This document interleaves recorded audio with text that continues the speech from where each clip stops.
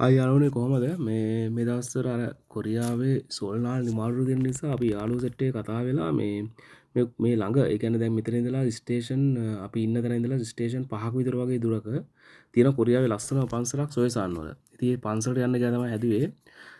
මුලින්ම කියනවා අපි ජිහෙන්යොක් එකට ගිහිල්ලා සාමාන්‍යයෙන් මෙහි හැම ස්ටේෂන් එකකටම එන්ට්‍රන්ස් එකේදී එක්සිට් එකේදී අර ගමනාගමන කාඩ් එක හරි නැත්නම් ඩෙබිට් කාඩ් එක හරි පාවිච්චි කරලා තමයි ඇතුළට යන්න තියෙන්නේ. ඒක අනිවාර්යයි මේ කොරියාවේ. ඉතින් අපි ට්‍රේන් එකක් යනකම් ඉඳලා මේ ට්‍රේන් එකේ යන්න තමයි සොයසන් උඩ try කරේ. ඉතින් මේ ට්‍රේන් එකක් ආවට පස්සේ මේ ට්‍රාන්ස්පෝර්ටේෂන් එක ගැන අනිවාර්යයෙන්ම කියන්න ඕනේ. මේ ට්‍රාන්ස්පෝර්ටේෂන් එක මේ මාරම පහසුයි. ඒ කියන්නේ ලංකාවත් එක්ක බලද්දී මෙහි අර ඕනම ගමනක් තනියම වුණත් ගිහිල්ලා එන්න පුළුවන්, කිසිම කරදරයක් නැහැ, කිසිම අපහසුතාවයක් නැහැ. ඒ වගේම අර ට්‍රේන් එකක් ඇතුළු වුණත් අර කිසි මාරම පිළිවෙලයි. ඒ කියන්නේ මිනිසුන් තමන්ට නිදහසේ ඒ කියන්නේ මේ වාඩි වෙලා පොතක් පතක් වුණා බලහන් යන්න පුළුවන් එච්චරකට අර මේ පිළිවෙලක් තියෙනවා මේ ට්‍රාන්ස්පෝර්ටේෂන් එක.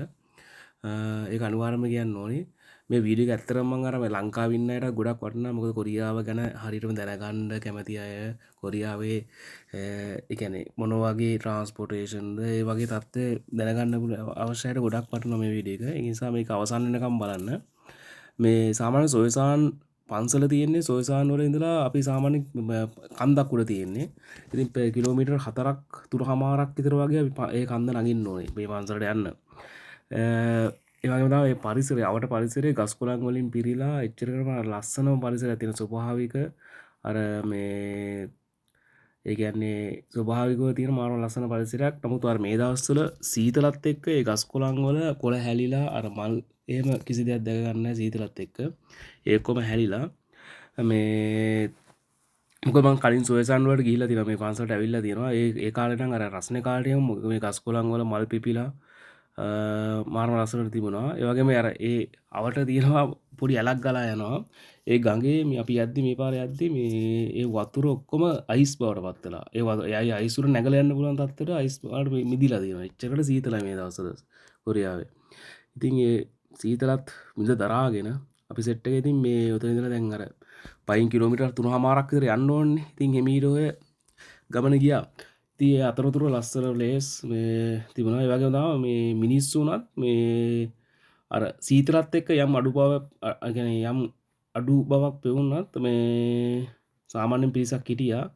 ගොඩක් දුරට මේ සොයසන් වලට යන්නේ අර ෆැමිලි පිටින්. ෆැමිලි කට්ටිය යනවා. ඊට අමතරව වයසක කපල් ගොඩක් දුරට යනවා මේ සොයසන් පන්සලට. මොකද අර ඒක අර මනස නිදහස් කරගන්න ඒ වගේ පරිසරයක් තියෙන තැනක්. ඒක නිසා ගොඩ දෙනෙක් අර මේ මයින්ඩ් එක රිලැක්ස් කරගන්න මේ තමන්ගේ තියෙන අර මේ හිතේ තියෙන මේ පීඩනය ඒ දේ නැති කරගන්න තමයි ගොඩක් දුරට මේ කන්ද නගින්න යන්නේ. මොකද පන්සලත් වැඳ පුදාගෙන එනවා ඉතින්. ඒ සොයසාන් වලට යන අතරතුර තියෙනවා ගල් ගුහාවක් වගේ තැනක්. මේ එතන තමයි මේ තියෙන්නේ.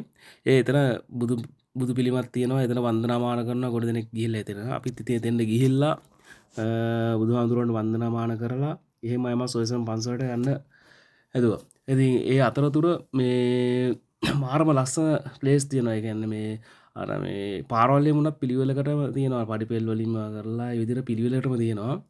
ඒ වගේම කොරියානු ජාතිකයන් ගැන කිව්වොත් එහෙම කොරියාවේ ඉන්න අය ගොඩක් ඇත්තටම සුවඳශීලී. අපිත් එක්කත් කීප දෙනෙක් කතා බහ කරා.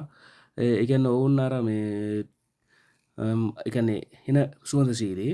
ඉතින් ඒ වගේම තමයි මේ තියෙන පන්සල සොයසන් වල පන්සල වල බුදු මැදුර. ඉතින් මේ බුදු මැදුර ගැන ගත්තොත් ඒ බුදු මැදුර අර මේ කොරියාවේ තියෙන්නේ මහායාන බුදුදහමනේ. ඒක නිසා අර කොරියාවේ තියෙන පන්සල් කියන්නේ පන්සල් ඔක්කොගේම වගේ මේ සොයසන් පන්සලේත් අර බුදු මැදුර ලංකාවත් එක්ක සංසන්දනය කරවලදී ලොකු වෙනස්කමක් තිබුණා. වෙනස්කම් කීපයක්ම තිබුණා. ඒ කියන්නේ බුදු පිළිම වල ඊට අමතරව අර මේ හඳුන් කූරු වගේ දේවල් මේ පන්සල තුර භාවිතා කරන්නේ නැහැ. අපි දැක්කේ නෑ ඇත්තටම. ගොඩක් දුරට තියෙන ඉටිපන්දම් වගේ දේවල් තමයි. අනිත් එක තමයි මේ සොයසන් පන්සල පිහිටලා තිබෙන්නේ අර කන්දක් උඩ. ඒ කන්ද උඩත් අර කඳු වලල්ලකින් වට වෙච්චි තැනක තමයි මේ පන්සල පිහිටලා තියෙන්නේ. ඒ හින්දාම අර මාරම ලස්සන මේ ස්ථානය. ඒ වගේම මම හැමදාම ප්‍රාර්ථනා කරනවා වගේ කොරියානු එක්සෑම් එක සමත් වෙලා ඉන්න සහ වෙබ් එකේ ඉන්න ඒ වගේම කොරියාවට එන්න බලාපොරොත්තු වෙන ඒ සියලු දෙනාටම ඉක්මනටම කොරියාවට එන්න ලැබෙන්න කියලා මුළු හදවතින්ම ප්‍රාර්ථනා කරනවා. එහෙනම් හැමෝටම ජය වේවා.